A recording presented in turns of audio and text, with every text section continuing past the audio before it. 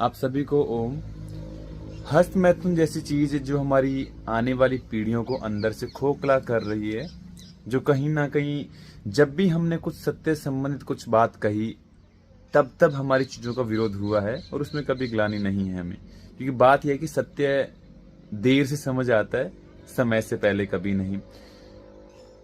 हमारे संतों ने कहा है कि जिस व्यक्ति ने अपने ब्रह्मचर्य के पालन को पूरे अखंड भाव से कभी खंडित नहीं होने दिया, अखंड पुरुषार्थ करके अगर उसकी पालना की है, तो वही संसार को जीत पाया है और संसार जीत करके अपने भीतर के जो मन रूपी जो स्वरूप है उसको वो जीत पाता है।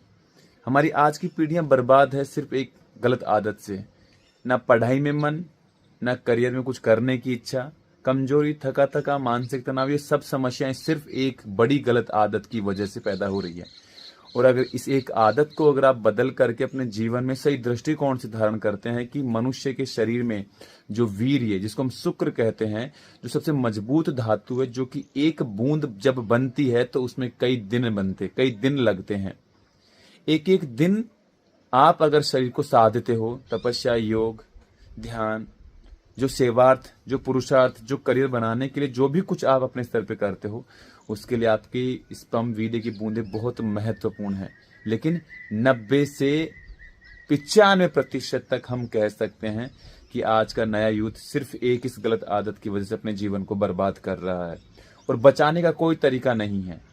जहां तक बात है कि सारे दिन अश्लील चीज देखना, वही चीजें बातें करना, वही चीजें कंज्यूम करना, कहीं बात हो रही तो वही संगत वाली चीजें वहीं पर, वैसी धारणाएं, कहां और कैसे बदलाव आएगा जीवन में हमारी पीढ़ियों में, सोचने पर मन थोड़ा व्याकुल होता है। लेकिन एक बात सत्य है, या तो जीवन में ठोकर खाने से पहले सुधर जाओ तो जीवन में बहुत कुछ बचा पाओगे, नहीं तो जब एक बार ठोकर खाएंगे तो ऐसी ठोकर लगेगी होश संभालने में बहुत कुछ पतन हो चुका होगा। इसलिए बार बार कहते हैं, हर बार कहते हैं कि अगर वास्तव में आध्यात्मिक मार्ग अगर आप चुन रहे हो तो मार्ग थोड़ा कठिन अवश्य है, लेकिन सबसे श्रेष्ठ मार्ग यही है कि जीवन में योग, ब्रह्मचर्य, आहार, अपने जीवन शैली को सुधार करें। यहीं से आपके ब्रह्मचर्य की बनने की यात्रा प्रारंभ होती है। गलत चीजें ना देखना है, ना सुनना है और ना बोलना है। किसी ऐसे व्यक्ति की कभी संगत में मत आओ जो ऐसी चीजों पे बात करता है।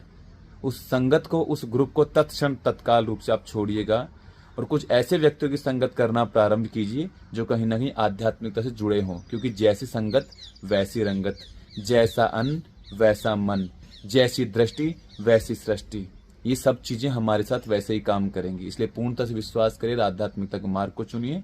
आप भी अपने जीवन में एक सादगी से अपने सफर को शुरू कर पाएंगे। ओम